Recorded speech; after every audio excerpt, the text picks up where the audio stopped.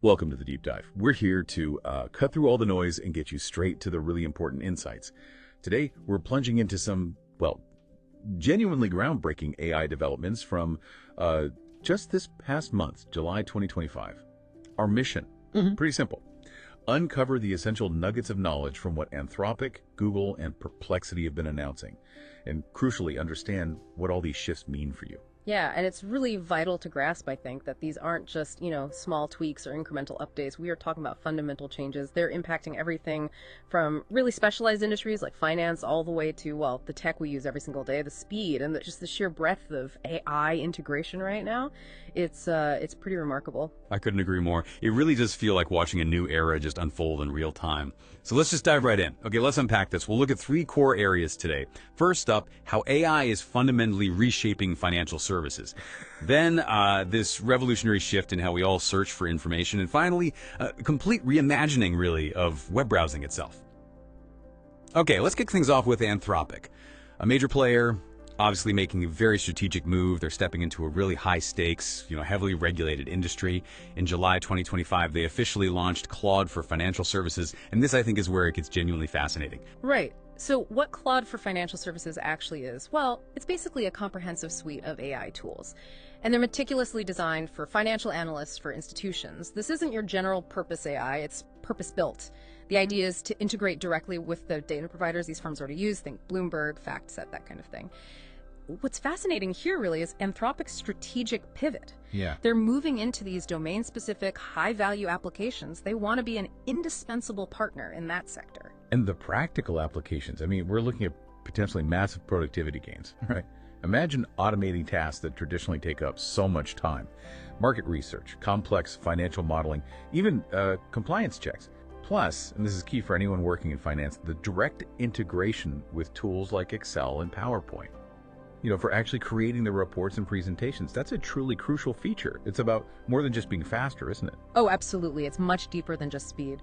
So for you, what this means is that financial firms are getting this unprecedented level of, let's call it advanced support, for making decisions faster, for automating entire workflows. Think about it. A smaller investment firm could suddenly gain the analytical power that maybe previously only a huge multinational bank's research department had. That could potentially level the playing field. Or maybe conversely, it just accelerates everything, how financial news, insights, investment strategies are generated and consumed. It might increase market responsiveness, maybe even complexity. That's a huge potential disruption, or maybe evolution is the better word, in such a critical industry. Okay, so from the boardroom, let's kind of leap into something that touches pretty much all of us every single day, Google Search. They officially rolled out AI mode for all US users. This was late June, early July 2025. And it's powered by their latest model, Gemini 2.5. So how does this actually change the search experience for people like us? Well, the core innovation, the big thing Google's pushing, is what they call multimodal search. Basically, you're no longer limited to just typing keywords, right? You can use text, sure, but also your voice or even images as the input. So you could say, snap a picture of a plant you don't recognize, ask, what is this? Is it edible? Where does it grow best? And get a direct synthesized answer back. But the real game changer, I think, is how it moves beyond just giving you a list of links. It aims to provide direct AI-generated answers, especially for deeper multi-step questions. It's shifting from just pointing you somewhere to giving you an actual intelligent solution. And it doesn't stop just there, does it? Gemini 2.5 is also powering some other genuinely new capabilities right inside Google Search. We're talking about new agentic features. Now, agentic, for anyone unfamiliar, basically means AI that can not just answer, but act. Like an assistant that can plan multiple steps or maybe interact with other tools for you. There are also deeper research capabilities mentioned, even in-search data visualization. So how do you see this really fundamentally altering how you interact with information day to day? Well, if we sort of connect this to the bigger picture, it really signals that our access to information is fundamentally changing. It's a big shift.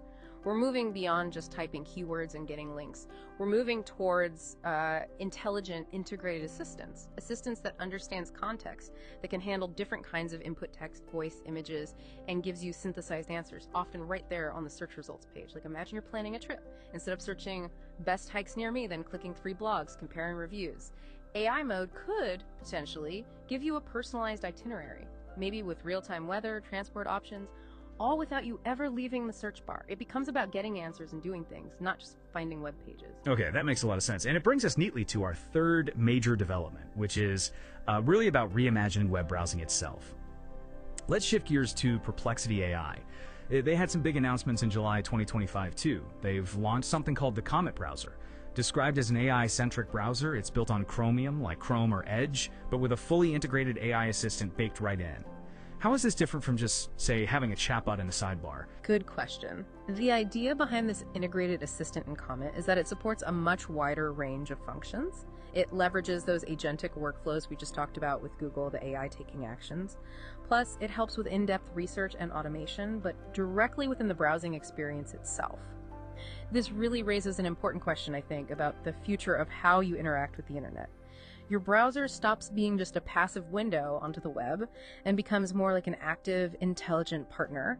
So, for example, if you're researching a new car, Comet isn't just supposed to pull up links. It might summarize owner reviews for you, compare specs across different models in a custom table it creates, maybe even draft an email to a dealership, all while you're still on that one browser page. Wow. And speaking of Perplexity making waves, it wasn't just the browser launch. They also secured, a massive $100 million in new funding, which values the company at an eye-watering $18 billion. That's huge. But maybe even more significant in terms of global impact is their partnership with Airtel, the Indian telecom giant. Indeed, that partnership is enormous. It means Perplexity Pro, their premium service, is now available to over 360 million Airtel users in India. And the result was pretty immediate. Perplexity reportedly became the country's #1 free app almost overnight, this kind of rapid global adoption. It just shows how quickly these new AI-powered interfaces can become really fundamental parts of digital life, especially in markets like India, where you have millions coming online, perhaps with AI being their first sophisticated digital experience, not something layered on top later. So yeah, when we synthesize all of this from July 2025, you've got Anthropic diving deep into finance, Google fundamentally changing search from links to direct answers, and Perplexity trying to make the browser itself an AI-first operating system for the web. The overarching theme, it seems pretty undeniable. AI isn't just some separate tool anymore, is it? It's embedding itself deeply into the very fabric of how we work, how we find information, how we navigate our digital world. It really prompts us all, I think, to consider our increasing reliance on AI, both for those highly specialized tasks like in finance and just for general everyday stuff. It feels like more than just a tech shift.